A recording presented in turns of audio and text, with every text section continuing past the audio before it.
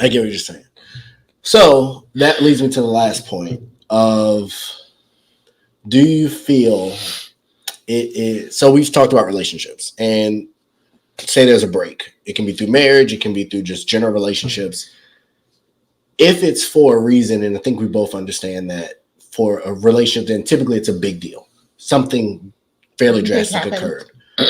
When there are kids involved, do you feel the unoffended party, or the party that was hurt, owes it to the offending party to protect them from the kids? And so what I mean is, say you had an abusive relationship, physically abusive, and you in that relationship, do you feel you owe it to protect the kids from, the reason we broke up is because he was abusive, or he was a cheater, or he was a gambler, or whatever it is. Right. When they're of age enough to kind of understand they're not around and they want to know why, do you feel like it's a disservice to be honest with the child? I do. One, because kids have no place in grown folks' business. You can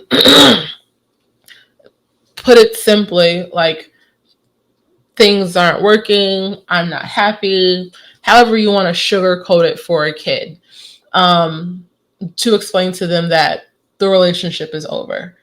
But telling them, oh, whatever reason that the relationship is over, they don't need to know that.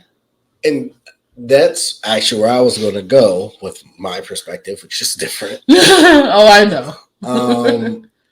Is that I feel like you set yourself up for, you kept me from my parent for no reason, or it couldn't have been that bad, or why couldn't you just get over it? Or I feel like there's so much gray in, especially to your point, if they come back and are a good person.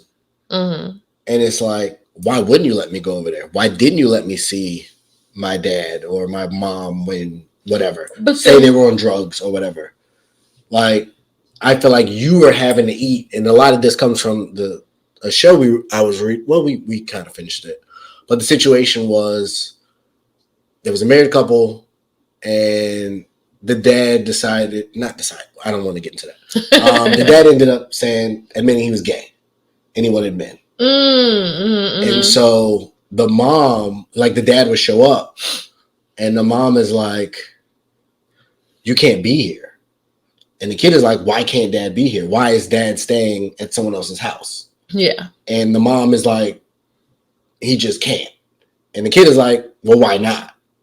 And it began to cause a rift between the kid and obviously the parent that's already dealing with a lot of issues and trauma in that situation.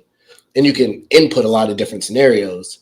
But I feel like that adds an extra layer of weight that you have to carry on their behalf. And I don't feel like you owe them that. And I do think it matters in how graphic the detail is based on the age of the kid. You don't want to traumatize the kid. But if the world is a traumatizing place. But that's the difference, though. If they're old enough to ask questions and understand, the explanation behind it, then sure, if you decide to have that conversation, you decide to have that conversation. But at the same time, you still have to be ready to deal with whatever emotions come with that. Not just from the kid, but from the ex-person now at this point. Right. And that can go a whole lot of ways. And I personally just don't think, again, that kids need to know the explicit details of a parent's, their parents' relationship.